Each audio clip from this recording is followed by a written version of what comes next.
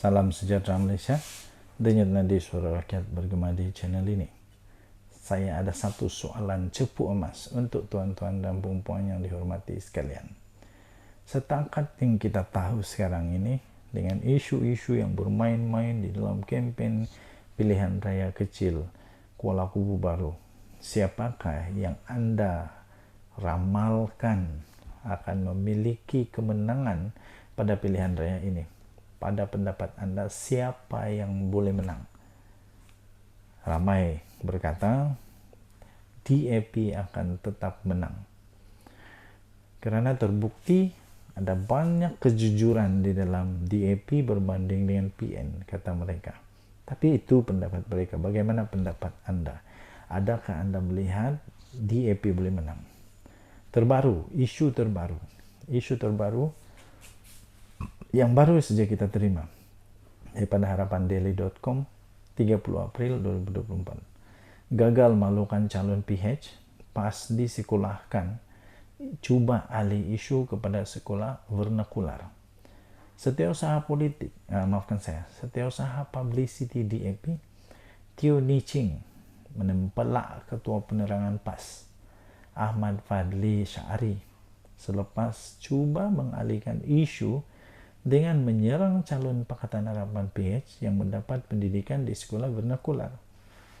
Teo menyifatkan ahli Parlimen PAS itu terjerat dengan permainan sendiri apabila mencabar calon PH di DUN Kuala Kubu Baru, Pang Sok Tau untuk mendedahkan keputusan SPM dan UPSR.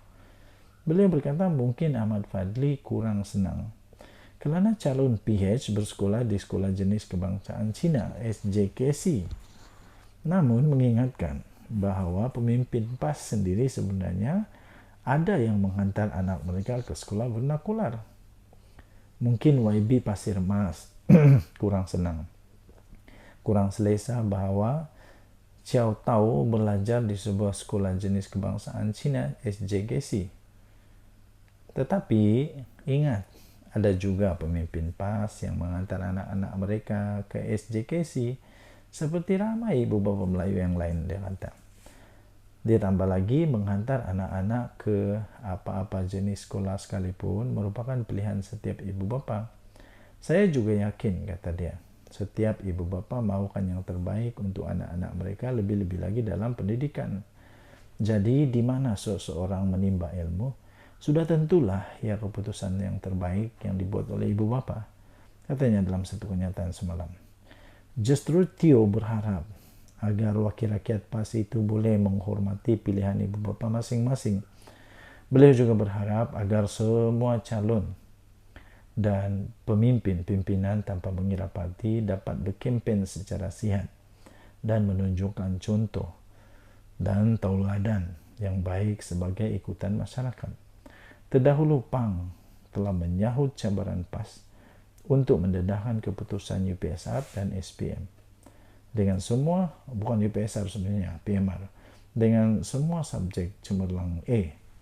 Susulan itu Ahmad Fadli pula tampil membalas dengan kenyataan pendek yang menyentuh soal pendidikan di sekolah vernakular.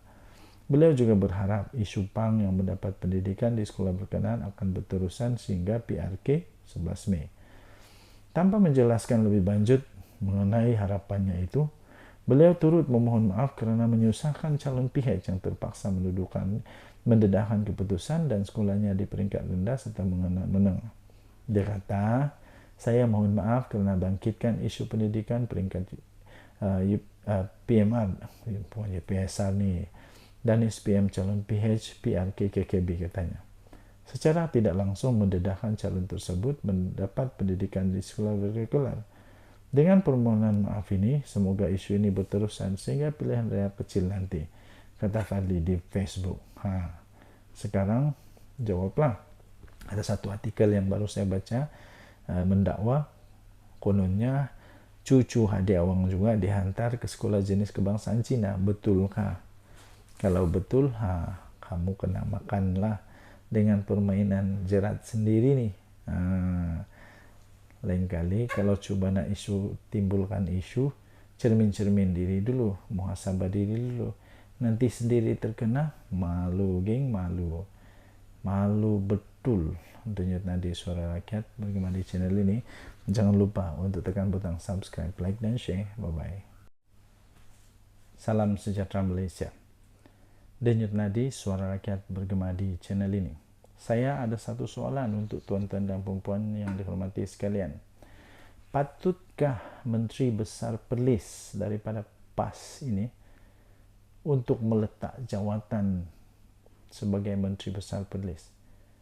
Patutkah dia letak jawatan? Dan lebih-lebih lagi, patutkah dia teruslah bersalah dari politik? Baguslah dia pergi letak jawatan. Sebab sudah terpalit dengan kes ini, memang boleh menyebabkan PAS kalah teruk nih. Boleh menyebabkan ini senjata untuk kempen, senjata untuk jatuhkan PAS. Jadi daripada terus menjadi lebih teruk, baguslah dia letak jawatan. Anda setuju tak? Adakah Anda setuju? Jika Anda setuju atau tidak setuju, Anda boleh komen saya setuju letak jawatan segera, atau sekiranya tidak setuju, sila beritahu juga di komen kenapa Anda tidak setuju. Angkatan Muda Keadilan AMK Perlis mendesak agar Menteri Besar Muhammad Shukri Ramli untuk meletakkan jawatannya berkuat kuasa serta-merta, susulan daripada penahanan beberapa pegawai kanan yang mempunyai kaitan dengan Kerajaan Negeri Perlis. Ketuanya Azin Izzat Bahanuddin berkata, AMK mengutuk dan mengecam sekeras-kerasnya sebarang salah guna kuasa dan rasuah di dalam negeri Perlis yang berdaulat. Menurutnya, kes membabitkan anak Menteri Besar Perlis yang didakwa memalsukan dokumen. Malunya. Sanggup untuk memalsukan dokumen ni kalau didapati bersalah, memang bikin malu. Tapi belum bersalah sehingga mahkamah katakan bersalah, ya.